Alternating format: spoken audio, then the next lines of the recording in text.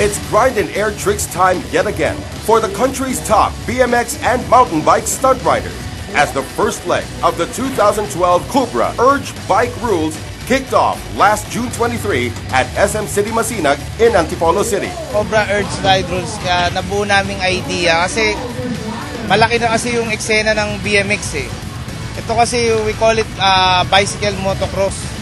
So this is the stunt part, no? So meron tayong BMX box jump, we have BMX street.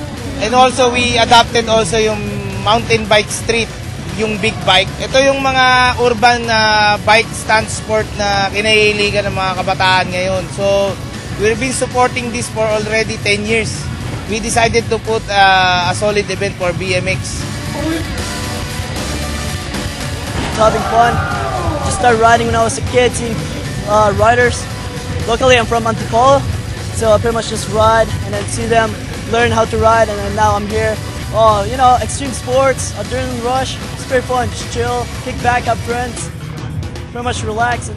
A BMX and mountain bike stunt competition organized by Urge Events and sponsored by Cobra Energy Drink.